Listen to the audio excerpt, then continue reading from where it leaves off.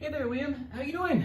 I think you're still at the doctor's office, so your mom asked me to record you a video of what we were going to talk about today for your Suzuki portion of the lesson. I'm assuming you probably are going to get stuck there for your rock lesson too.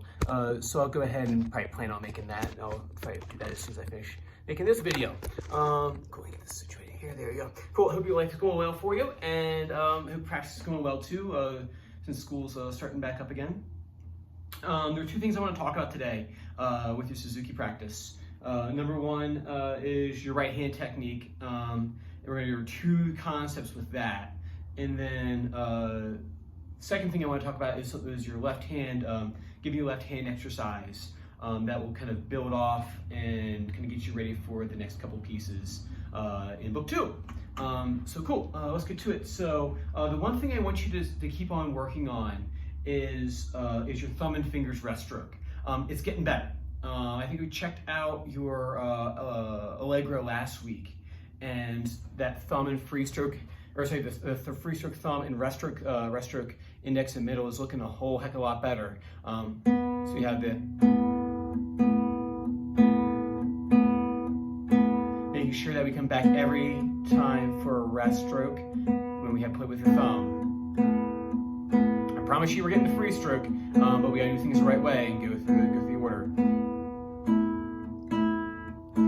So your index was looking really good with that last week when you were doing that exercise. When you come here, so that was looking good right there. I want you to focus this week on that middle finger, making sure that you touch the string and it does the rest stroke right back to the string. Not this right here. I was seeing a little bit of thumb and I started coming back this way. Right back to the string, rest right on there with your middle finger. So index, middle, go slow. It's important that you go slow to practice these because you don't want to backtrack and have to undo things if you try to go too quick through things.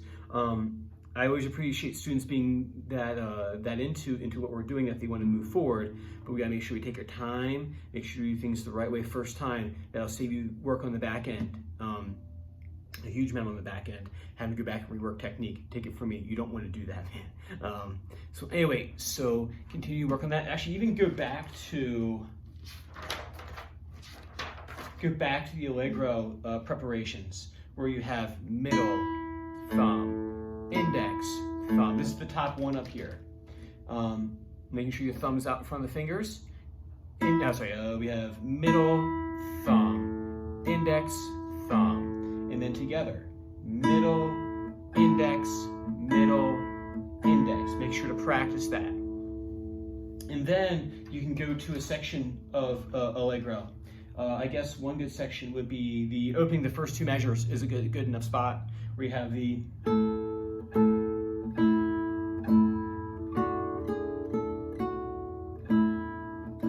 making sure that everything in there is a rest stroke. If you even need to go like, I was talking to Steve one time. I was looking at Steve's Instagram. It's kind of cool. He puts his practices up there sometimes, and there's little kernels of wisdom in there. And one thing he mentioned when he was playing, and I totally wholeheartedly agree with it, is that when you go slow, all the kinks in the armor, all those things that we kind of gloss over when we go fast, that kind of blur past, they could become very amplified or brought out to the forefront of your practice or of your playing. So if you're playing a piece and there's a little sloppy little section in there with the fingers, it's gonna be amplified when you slow it down because then it really becomes glaringly obvious what's going on. And remember with this style that we're striving for the best presentation possible, rather than just trying to get through a piece, right? Cool. So that's what I want you to work on with your finger, thumb and fingers exercise. Other thing I want you to do is, I think you've been doing I think I heard you last time doing the book two Twinkle. Good. It's looking good. Now what we need to focus on is alternating between book 1 Twinkle, book 2 Twinkle. So you get used to switching between free stroke and rest stroke. That's important when we get to the Giuliani Allegretto that's coming up in a few pieces, 3 or 4 pieces, I think 2, 3, 4 pieces ahead. we need to start working on the technique now, and that's the next step in developing your free stroke skills. So the way it works is you just take the first 4 notes of Twinkle, you play them, how do I have you going in here? Free stroke first and then a rest stroke. So to demonstrate that, I would do the free stroke first part of Twinkle. And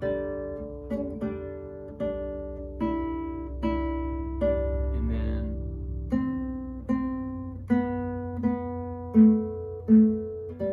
so once more.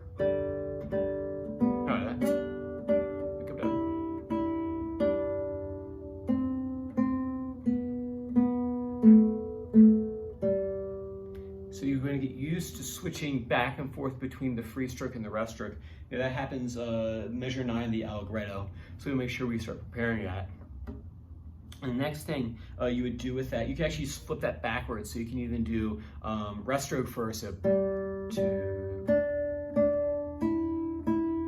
and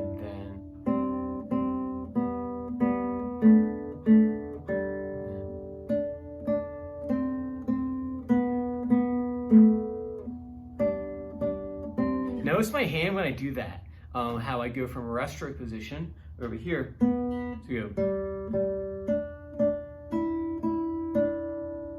and then it turns. We were talking about supination and pronation last time. The hand will supinate more. There's a,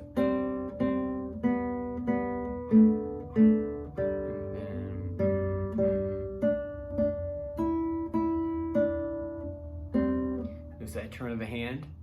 So here we get into free stroke position from rest stroke position.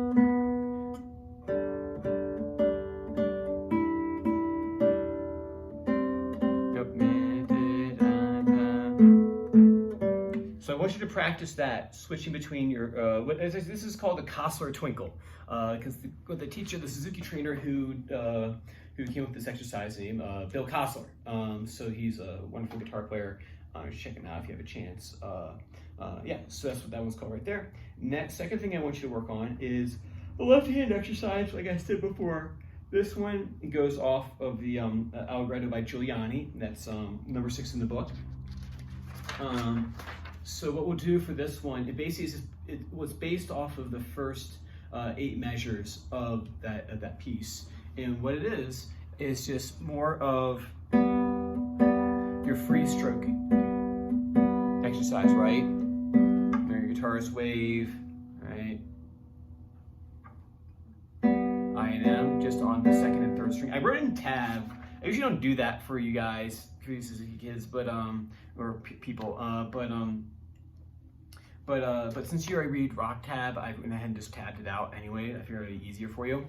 So if you look here, what he does, or what I do for this left hand exercise, right on the open strings, and 1 and 2, 3 and 4, 5 and 5, and 7 and 7.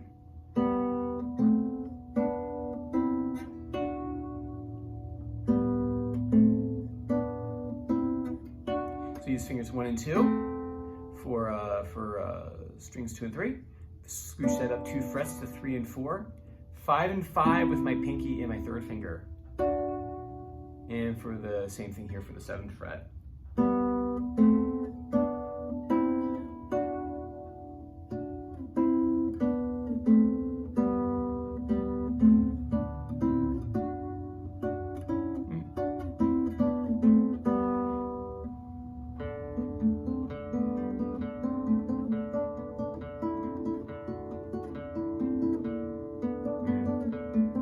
That's how we're going to start doing the free stroke technique there. So work on that for me with your thirds. And then that's what I want you to work on for this week for Suzuki. All right, cool, man. Feel free to shoot me back a video message with any questions that you have, and we will go from there next time. I imagine that since you're not here yet, in probably the next 20 seconds, I'm going to go ahead and start working on your rock video. All right, man. I'll catch you next week. See ya.